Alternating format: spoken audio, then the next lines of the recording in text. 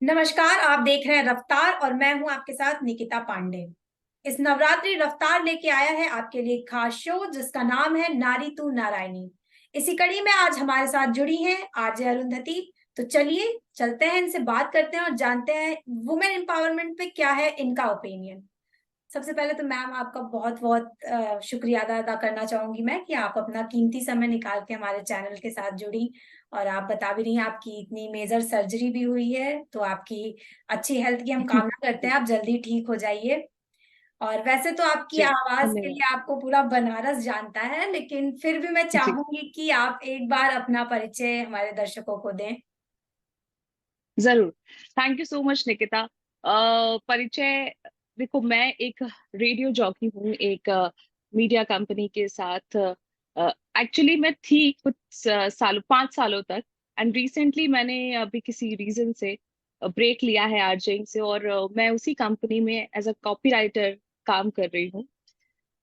और इसके पहले मैं काम कर चुकी हूँ चंडीगढ़, भोपाल, मुंबई, कई सारे रेडियो स्टेशंस और मीडिया कंपनीज के साथ।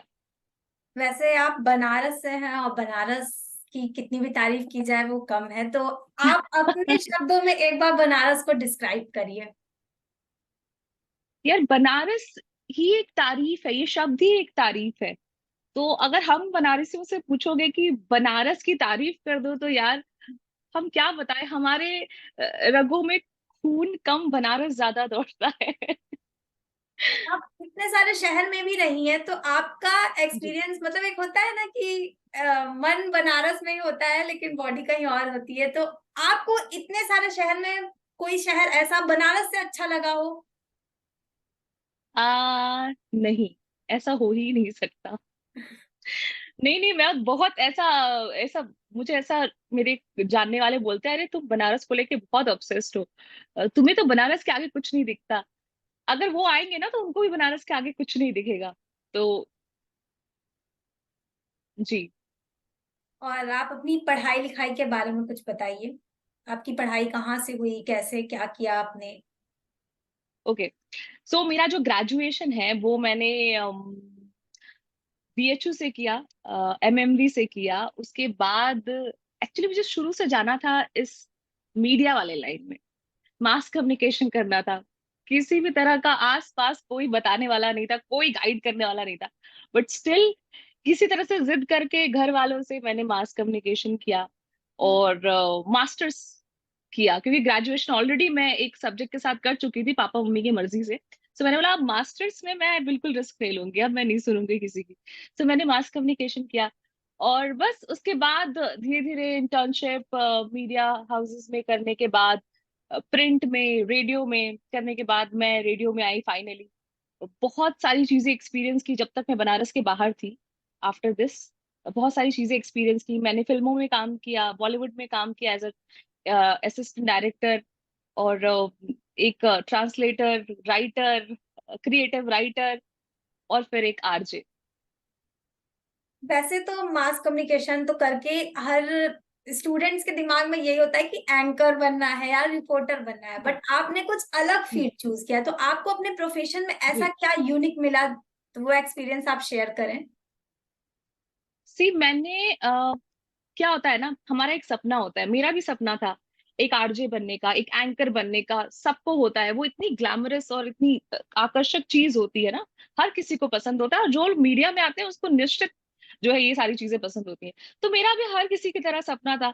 बट अब ये कहते हैं ना कि हम हमेशा लाइफ में ऑप्शंस लेकर चलते हैं। तो मैं हमेशा अपनी लाइफ में ऑप्शन लेकर चलती थी। मैं as a writer print media में, एज अ जर्नलिस्ट काम करती थी, और मेरे बहुत सारे शौक हैं, बहुत सारे शौक हैं। मैं राइटिंग, एडिटिंग, बोलना, मतलब ईच एंड एवरीथिंग। जब एक आप आरजे होते हो ना, तो आपके पास एक पूरा पैकेज होना चाहिए।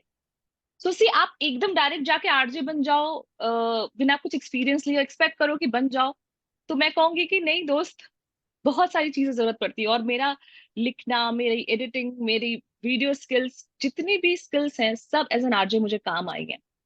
और एंकर सबको बनना होता है यार, लेकिन लाइफ में हमेशा ऑप्शंस लेकर चलने चाहिए। मैं नहीं कह रही हूँ कि पूरा नहीं होगा, मैंने भी सपना देखा, पूरा किया, बिल्कुल पूरा होता है। मैं बिलीवर हूँ, क्योंकि मैं आरजे रह चुकी हूँ, तो मैं बिलीवर हूँ कि होता जरूर है, लेकिन हाँ, जरूर ऑप्शंस रख के चलो अपने साथ। बहुत सारे क्रिएटिव, हम इतना बड़ा स्कोप है ना हमारे फील्ड में, बहुत सारी चीजों का स्कोप है। राइटिंग से लेकर, एडिटिंग से लेकर, वीडियोग्राफी से लेकर, मतलब तमाम छोटी मोटी ऐसी चीजें, इंटरेस्टिंग चीजें हैं जो आपको करने में मजा आएगा, क्योंकि आप क्रिएटिव हैं तो आपको मजा आएगा करने में। तो लाइफ में हमेशा ऑप्शंस ऑप्शंस लेके चलो, अपने गोल को बिल्कुल, कहते हैं ना, सामने रखो, उसके लिए हमेशा काम करते रहो, लेकिन ऑप्शंस हमेशा लेके चलो लाइफ। वैसे ये मेरा नवरात्रि कहना है, हाँ।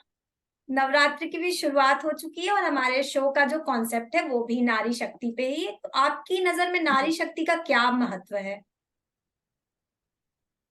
आ, नारी शक्ति, बात तो सब करते हैं, लेकिन एक नारी होने के नाते मैंने बहुत सारी चीजें एक्सपीरियंस की है, अनुभव की है। मैं ये कहूंगी ना कि समय नहीं बदला है, और देश में ना लड़कियां अभी भी असुरक्षित हैं।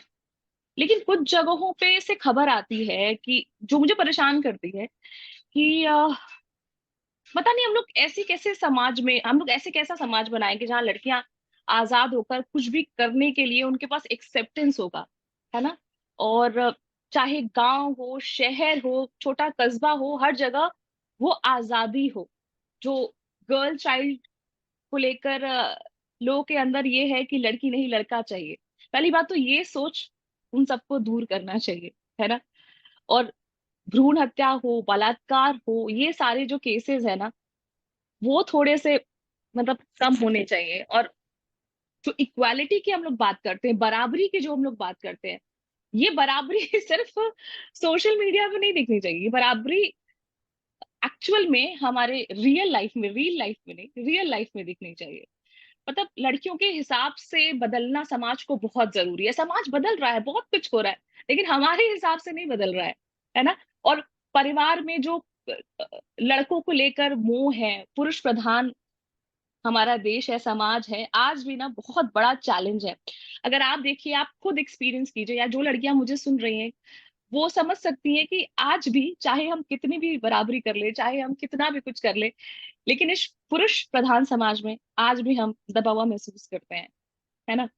तो ऐसे में ना, बचपन से ये सारी चीजें, स्कूल टाइम से पेरेंट्स को, सबको, सिर्फ लड़कियों को नहीं, लड़कों को सिखाना जरूरी है। लड़कियों को तो हम लोग बहुत सारी चीजें फीड करते हैं, तुम्हें ऐसे रहना चाहिए, वैसे करना चाहिए। अब समय है कि हम लड़कों को फीड फीड करें ये सारी चीजें, क्योंकि लड़का जब समझेगा तभी नारी सशक्त होगी, समझेगी। नारी शक्ति की जो आप बात कर रही है ना, लड़कियों को कैसे ट्रीट करना है, अगर ये लड़कों को हम लोग समझाए ना, तो ये एक नारी शक्ति की दिशा में काम होगा। अभी जैसे कि गवर्नमेंट भी बहुत सारी स्कीम्स जो लड़कियों के हित में दे रही हम्म, है, जैसे कि अभी आरक्षण हुआ और भी बहुत सारी तो आपको क्या लगता है कि और क्या क्या चीजें ऐसी होनी चाहिए गवर्नमेंट की तरफ से लड़कियों को लेकर? अच्छा, देखो, अगर सरकार तक मेरी बात पहुंच पाती है, तो मैं गुजारिश करूंगी कि लड़कियों को मानसिक और शारीरिक रूप से सशक्त बनाने के लिए ना कुछ कड़े नियम बनाए, है ना। आने वाली पीढ़ियों के जो लड़कियों का बचपन है, वो उसका एक रोड मैप बना ले, अगले कुछ सालों तक वो नियमों का पालन करे। खास बात ये है कि ऐसा करने में कुछ ऐसा मेजर खर्च नहीं आएगा, लेकिन ऐसे क्या होगा ना, कि देश की करोड़ों जो लड़कियां हैं उनको निश्चित बहुत हेल्प मिलेगी। और आप तो बनारस से जी। ताल्लुक रखती हैं, तो बनारस में लड़कियों को लेकर क्राइम रेट का क्या मतलब इस समय पे क्या हालात है? सी उत्तर प्रदेश की बात करेंगे ना, तो उत्तर प्रदेश, बनारस की बात करें, पूरे ओवरऑल, मुझे अगर अपने शहर की बात करो, तो कुछ सालों पहले मैंने कुछ चीजें फेस की थी। ईव टीजिंग हो, मतलब कुछ बड़े बड़े केसेस हुए हैं इस चक्कर में, जो माहौल जिसकी आप बात बोल रही हैं।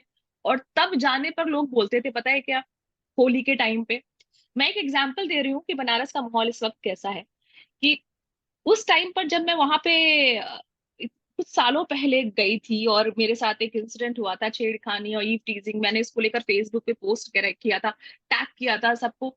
उस समय ना लोगों ने मुझे क्या कहा था पता है? पीपल वर वेरी सपोर्टिव, लेकिन मुझे लोगों ने कहा था कि अरे, जो समाज के जनरली आपके आसपास को लड़की हो, होली के दिन क्यों निकली तुम बाहर घर से? लड़कियां होली के एक दिन बाद घर से बाहर नहीं निकलती। ये माहौल था तब का। और आज माहौल है कि होली के दिन अगर आप बाहर जाएं एक लड़की होकर, तो आप देखेंगे ना कि बहुत सारी लड़कियां सड़कों पर है। वो जमाना नहीं रह गया है। मैं बोलूंगी जमाना बहुत बदल गया है। लड़कियां सुरक्षित है इसीलिए घूम रही हैं। होली जैसे पर्व पे, जहाँ पे कहा जाता है कि लड़कियों को घर पे रहना चाहिए, उस टाइम पे वो होली खेल रही हैं, घाट पर जा रही हैं। इसका मतलब चीजें बदली हैं। लेकिन मैं ये नहीं कहूंगी कि एकदम से सब बदल गया, लेकिन इतना भी आना बहुत बड़ी बात है। जिस शहर में हम रात में सुरक्षित महसूस नहीं करते थे, अगर उस शहर में आज हम इतना सुरक्षित महसूस कर रहे हैं कि हाँ हम लेट नाइट कर सकते हैं, हमारे माँ बाप भी निश्चिंत रहते हैं। पहले निश्चिंत नहीं रहते थे, 6 बजे के बाद घर आ जाना है। सो अभी मेरे पापा वरिड नहीं होते, हाँ 6 बजे के बाद ऐसा कुछ नहीं है। तो क्योंकि वो साइलेंटली, मतलब उनको अपने शहर पे, व्यवस्थाओं पे, ठीक है आज से बहुत टाइम पहले सेफ नहीं था, बट चीजें बदली हैं। अपना बनारस सेफ हुआ है, कोई डिनाई नहीं है।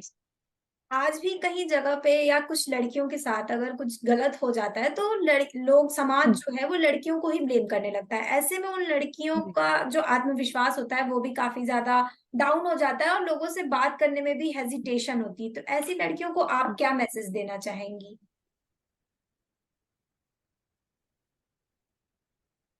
जिन लड़कियों के साथ छेड़खानी हुई है और उनका जो आत्मविश्वास है वो गिर जाता है, उसकी बात कर रहे हैं आप? जी जी।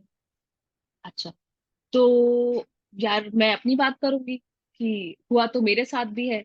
लेकिन आप एक चीज अपने दिमाग में ना हमेशा फिट करके रखिए कि आपके लिए सिर्फ आप है ना? एंड ऑफ द डे सिर्फ आप है। तो आप बताइए कि आप अपना ख्याल कैसे रखना चाहती हैं? आंखें नीचे करके, कॉन्फिडेंस लो करके चलना चाहती हैं, या आंखें उठा के चलना? आपको पता है कि आपके साथ आधे क्राइम तब बंद हो जाते हैं जब आप आंख उठाकर चलती हैं सड़कों पे। क्योंकि हमारे समाज में लड़कियों को जिस तरह से मिडिल क्लास में फीड किया जाता है, उस तरीके से लड़कियां जब देखेंगी रास्ते में चलती हैं, मतलब आजकल तो कम है बट स्टिल मैंने कई केसेस देखे, वो नीचे सर करके चलती है। जहां देखती हैं कि कुछ लड़कों का झुंड है जो पोटेंशियली ईव टीज कर सकता है, ऐसा ग्रुप है, वो तुरंत नीचे मुंडी कर लेंगी और तुरंत वो बिल्कुल इनसिक्योर, उधर डर जाती हैं। तो पहली बात तो डरना आपको तो नहीं चाहिए। गलत जो कर रहा है उसको डरना चाहिए। मेरी एक फ्रेंड ने बहुत अच्छी बात बताई थी मुझे कि ऐसे सोचो कि जैसे हमारा संविधान सोचता है, जैसे हमारा कानून सोचता है, जैसे हमारा सिस्टम सोचता है, वैसे सोचना शुरू करो। जब वैसे सोचना शुरू करोगी ना, तो खुद के लिए समझना शुरू करोगी, सोचना शुरू करोगी और करना शुरू करोगी। और ये लड़की जो आपको दिख रही है ना, ये भी बहुत दब्बू थी, बहुत दब्बू थी। लेकिन हालात हमेशा बदलने का नाम है। मैंने बदली हूँ। मैं तो बिलीव नहीं कर सकती, मैं पास में जाऊंगी, वो वाली अरुंधति को देखूंगी तो अरे यार ये वो लड़की है। ये लड़की बहुत बदल गई है। और ये सब सिर्फ तब आएगा ना जब आप अपनी जिम्मेदारी खुद लीजिए। ना आपके मम्मी, ना आपके पापा, ना आपका भाई, ना आपका दोस्त, ठीक है सब मुसीबत में काम आते हैं, लेकिन आप अपनी जिम्मेदारी खुद लो, बस। कई ऐसे घर भी होते हैं जहाँ घर में भी कुछ ऐसी चीजें हो जाती हैं, लेकिन अब वो माँ बाप जो होते हैं वो बोलते हैं कि नहीं, ये बात तुमको किसी के सामने नहीं बोलनी है, ये बात घर की बात है तो घर में रहने दो, घर की इज्जत चली जाएगी। ऐसी बहुत सारी चीजें भी होती है। तो ऐसे माँ बाप से आपका क्या कहना है? ऐसे माँ बाप से क्या कहना है? ऐसे माँ बाप को तो पहली बात, ये तो एक बहुत बड़ा टॉपिक है अभी। अगर इस पे बात करना शुरू करें, और मैं जब बात कर रही हूँ तो मेरे रोंगटे खड़े हो जा रहे हैं। बस सिंपली देखो, हर ये जो चाइल्ड अब्यूज की आप बात कर रही हैं, ये चाइल्ड अब्यूज का शिकार ज्यादातर लड़कियां, लड़के भी होते हैं, है ना? और जहां तक ये जो आप बोल रही हैं जो गलत होता है लड़कियों के साथ बचपन में और बच्चों के साथ, किसी के साथ भी, ये चाइल्ड अब्यूज है, सेक्सुअल अब्यूज है। ठीक है, ये एक बहुत बड़ी चीज है। और विडंबना ये है कि हमारे देश में हमारे जो पेरेंट्स हैं इसके बारे में बहुत कम जानते हैं। ठीक है, इग्नोर करते हैं। समाज का जो डर होता है, भय होता है, वो बच्चों पर थोपते हैं। उन माँ बाप से कहना क्या है, सिंपली यार, आपका बच्चा है, आपको सोचना चाहिए, आपको उसके हक के लिए लड़ना चाहिए, क्योंकि आप जो कर रहे हैं उसके साथ ना, वो वैसे ही डिसीजन लेना सीखेगा। वो भविष्य में वैसे ही वीक डिसीजंस लेगा। जो आप उसके साथ कर रहे हैं ना, वो उसकी पूरी जिंदगी बर्बाद हो जाएगी। उसके साथ अगर चाइल्ड अब्यूज हुआ है तो आप उसका साथ दीजिए, उससे बात कीजिए, आवाज उठाइए, उसके लिए आवाज उठाइए। क्योंकि अगर आप आवाज नहीं उठाएंगे तो आपको नहीं पता है आप उस बच्चे के मेंटल हेल्थ के साथ क्या कर रहे हैं, कितना बड़ा ट्रॉमा दे रहे हैं, कितना बड़ा ट्रॉमा दे रहे हैं। लेकिन लोग क्या करते हैं ना, जनरली जब ये सारी चीजें होती हैं तो पहली बात तो बच्चे बताते नहीं है, इसीलिए नहीं बताते हैं। जब बच्चे बताते हैं तो पेरेंट्स समझते नहीं। और hats off to those parents जो इन चीजों को समझते हैं, अपने बच्चों से बात करते हैं और एक्शन लेते हैं। यहाँ पे समाज में एक्शन लेना बहुत बुरा माना गया है हमारे सोसाइटी में। तो लोग बात को दबाते हैं। पर बात दबा के होगा क्या, आपके बच्चे का फ्यूचर ही खराब हो जाएगा। आप पढ़ा लिखा रहे हैं अपने बच्चों को कुछ बनने के लिए। आपको पता है क्या, आपको वो जो चाइल्ड अब्यूज हुआ है उसके साथ, वो ट्रॉमा उसको एक बड़ा ड्रीम अचीव करने से रोक सकता है। ये इतना बड़ा ट्रॉमा हो सकता है। हर किसी का दिमाग अलग अलग तरह से काम करता है। हर कोई अलग अलग तरीके से ट्रॉमेटाइज होता है। तो अपने बच्चे को इतना बड़ा ट्रॉमा ना दे। और प्लीज ध्यान रखें, पहली बात तो किसी के साथ भी भेज देना अपने बच्चों को, सिर्फ बच्चों को गुड टच बैड टच के बारे में सिखाएं। पहली बात तो पेरेंट्स को ही सिखाना चाहिए। स्कूल्स को बहुत ज्यादा जरूरत है ये सारी चीजें सिखाने की। अभी भी बहुत कम है स्कूल्स में, अभी भी गुड टच बैड टच वाली चीजें ना अभी भी स्कूल्स में नहीं है। तो ये बच्चा सीखेगा कहाँ, जब उसके साथ होगा तब सीखेगा। यार सिखाना शुरू करो, बहुत जरूरत है, क्योंकि तेजी से दुनिया आगे बढ़ रही है और तेजी से ये चीजें हो रही हैं। और आपको जरूरत है तेजी से एक्शन लेने का, सोचने का, समझने का, अपने बच्चे के लिए काम करने का। So yes. और वैसे नवरात्र में आप क्या कर रही हैं, क्योंकि आप सोशल मीडिया पे भी काफी एक्टिव रहती हैं और मैंने आपका इंस्टाग्राम पेज वगैरह भी देखा, उस पे मैंने काफी सारे आपके गरबा के नवरात्रि के वीडियोस पुराने देखे। तो इस नवरात्रि जी, में आप क्या कर रही हैं? इस नवरात्रि मैं माँ की पूजा कर रही हूँ और ट्राई कर रही हूँ कि सेफ रहूं। और क्योंकि मेरी जो कंडीशन अभी फिलहाल एक मेडिकल कंडीशन है, just because of my surgery मैं कहीं जा नहीं सकती, बट आई ट्राई कि मैं जाऊं और दर्शन करूं और ये जो दुर्गा पूजा पंडाल है वो देखूं। क्योंकि बनारस कलकत्ता से कम नहीं है इस मामले में। अगर बनारस की अगर बात करोगे ना, तो यहाँ भी ऐसा लगता है कलकत्ता वाला दुर्गा पूजा वाला फील आता है। सो मैं तो मिस नहीं करना चाहती। मोस्ट इम्पोर्टेंटली माँ का भोग मुझे खाना होता है, मेरे लिए बहुत जरूरी है। वो नहीं मिलता तो ऐसा लगता है कि बस अभी तक कुछ इनकम्प्लीट सा है। और बनारस में मैंने अभी 3-4 पंडाल, जैसे मछोदरी का पंडाल और भी ऐसे 3-4 है, तो काफी फेमस है। तो आप तीन मतलब ऐसी कुछ पंडाल्स के बारे में बताइए जो बहुत ज्यादा फेमस हो बनारस में। मड़वड़ी नहीं, सॉरी, हथुआ मार्केट का पंडाल बहुत फेमस है बनारस में। मछोदरी का है, बहुत फेमस है। पंडाल के मामले में तो भाई यहाँ पे बहुत लोग पैशनेट है, बहुत काम करते हैं, बहुत क्रिएटिव लोग हैं। इस बार भी कुछ बहुत क्रिएटिव हो रहा है। मैंने कई जगह का पोस्ट वोस्ट देखा। तो सब सब कुछ अमेजिंग है। और बनारस में सिर्फ ना पंडाल ही नहीं है। मैंने एक वीडियो भी बनाया था, एक माँ दुर्गा की प्रतिमा है, बहुत सालों से एक ही जगह स्थापित है और वो उठी नहीं, उसका कुछ स्पिरिचुअल इसकी स्टोरी है। तो वहां जाके आप दर्शन कीजिए। यहाँ पे दुर्गा कुंड है, माँ दुर्गा का मंदिर है फेमस। वहां जाके दर्शन कीजिए अगर आपको नवरात्रि का असली फील चाहिए, माँ को फील करना है। तो यार दुर्गा कुंड जरूर जाइए। और जैसा कि मैंने बताया, जगमबाड़ी में, जिस मैं लोकेशन का नाम बता रही हूँ, जगमबाड़ी में है, पुरानी दुर्गा बाड़ी नाम से। बहुत खूबसूरत जगह है, बहुत एंशंट है, बहुत सुंदर स्टोरी है। तो जो बनारस आए दुर्गा पूजा में, उसको वहां जरूर जाना चाहिए। और 9 देवियों में आप किसको अपनी प्रतिमा मतलब आप किसको अपनी जगह पे रखती हैं? 9 देवियों में मैं स्कंद माता। स्कंद माता क्योंकि वो शक्ति का प्रतीक है। और देखो, वैसे अगर अगर तुम मेरे से पूछोगे तो हर जो स्वरूप है माँ दुर्गा का, 9 स्वरूप जो है, सबकी अपनी महिमा है।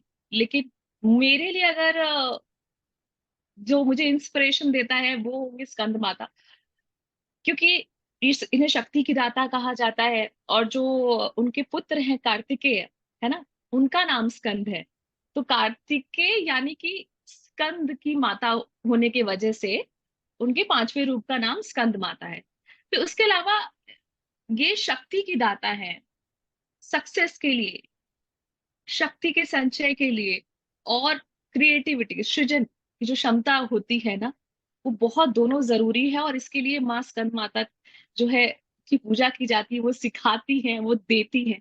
सो यस, स्कंद माता। मैम जैसा कि आप बता रही हैं, आप रेडियो से भी जुड़ी हैं, प्लस आप मीडिया जी। पर्सनालिटी भी हैं, तो आपका दिन भी बहुत मतलब आपका जो शेड्यूल है बहुत बिजी होता होगा। ऐसे में आपके लिए घर और काम दोनों मैनेज करना कितना मुश्किल होता है? देखो यार, ये जो बैलेंस है, घर और काम का जो बैलेंस, संतुलन जिसको कहते हैं ना, ये एक महिला के लिए बहुत मुश्किल भरा भरा भरा काम है ना।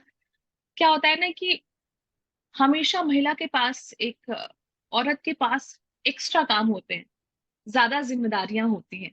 हम लोगों को बचपन से ये सिखाया जाता है कि तुम्हें जिम्मेदारियां संभालना है, कैसे करोगी, कैसे नहीं करोगी।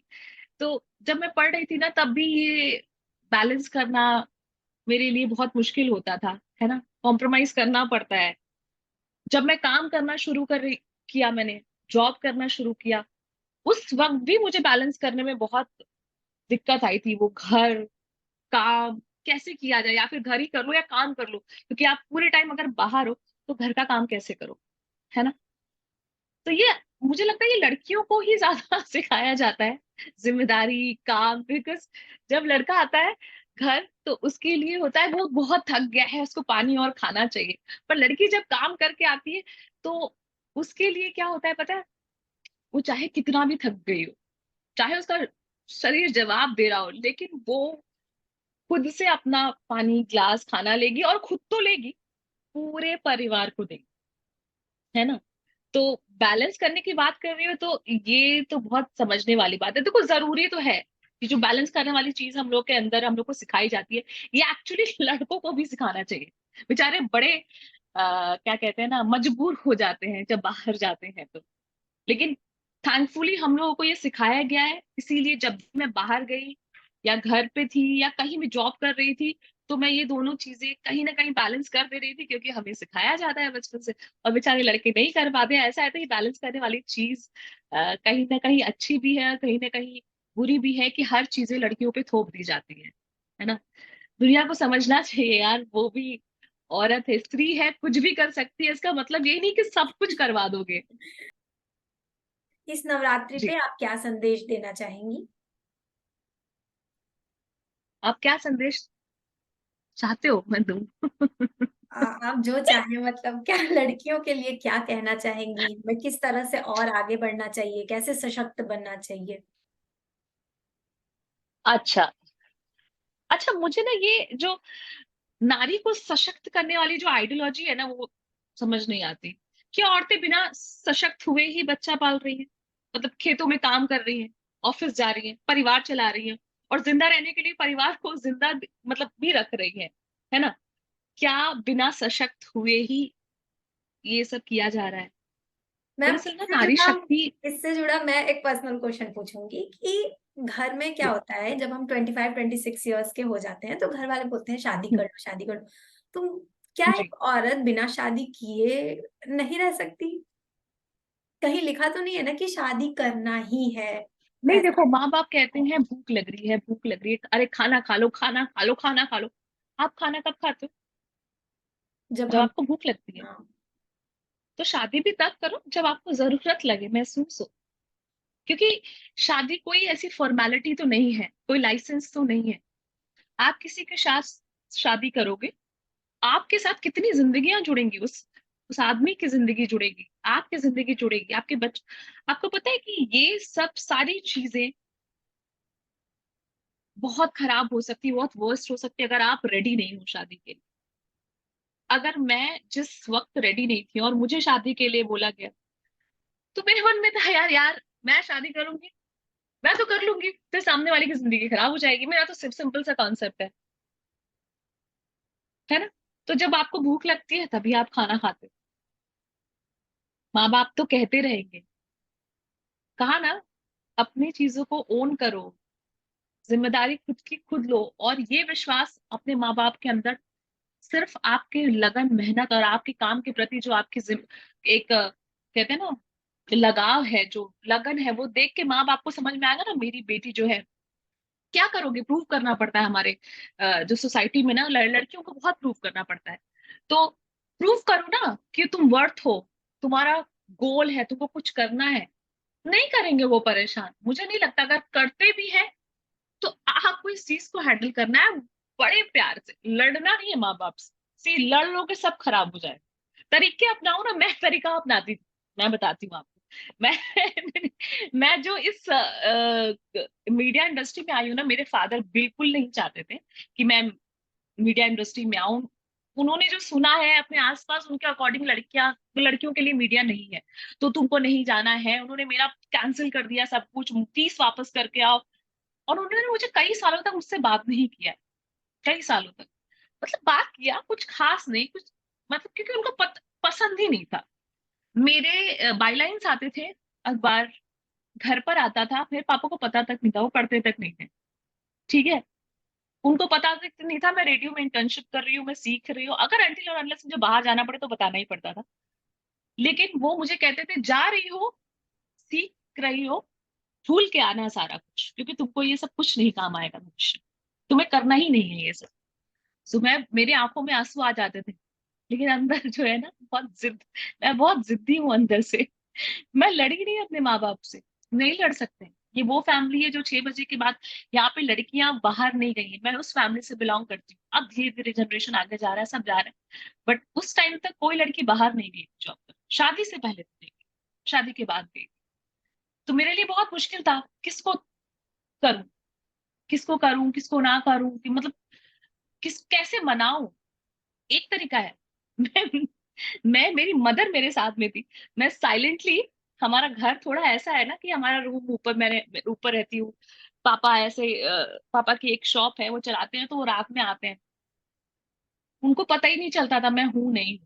चुपचाप से मैं अपना काम करके चली आती थी, इंटर्नशिप किया, जॉब किया, उन्हें आज तक नहीं पता चला। फिर धीरे धीरे उन्हें विश्वास आया कि ये मेहनत कर रही है अंदर से। मैं, उन्होंने कभी मुझे बोला नहीं है, पर आई फेल्ट दैट कि उनको पता चला है कि ये बहुत मेहनत कर रही है, इसको सच में कुछ करना है उस फील्ड में। तो फिर उन्होंने मुझे बहुत सपोर्ट तो नहीं किया, पर मुझे जो करना है ना वो करने दिया। उन्होंने मुझे इतना स्ट्रांग बनाया कि तुम अकेले सब करो। तो उन्हीं की वजह से मुझे उनकी जरूरत नहीं पड़ी। जी। तो मैम बहुत अच्छा लगा आपसे बात करके। आप ऐसे मतलब आपको चोट भी लगी हुई है, इंजरी भी है, लेकिन आप उसमें भी अपना कीमती समय निकाल कर आई। सो बहुत अच्छा थैंक यू लगा सो मच मैम। और निकिता, मुझे भी आप, अच्छा लगा। और आपकी आवाज सुन के तो बहुत ज्यादा अच्छा लगा। और अब ये आपकी आवाज हमारे सारे दर्शक भी देखेंगे, रफ्तार से जुड़े जितने भी लोग हैं सब देखेंगे। और आपने बनारस के बारे में भी बताया, मैं भी बनारस से बिलोंग करती हूँ, और ऐसा ही कुछ वाह, मेरे भी मन में है कि हाँ, बनारस जैसा कोई शहर है नहीं। इसीलिए मुझे निकिता फील कर पा रही थी ना, एकदम बनारस के बारे में बात कर रही थी तो निकिता भी बिल्कुल ऐसे ऐसे कर रही थी, हाँ। तो thank you ma'am, thank you so much. Thank you so much.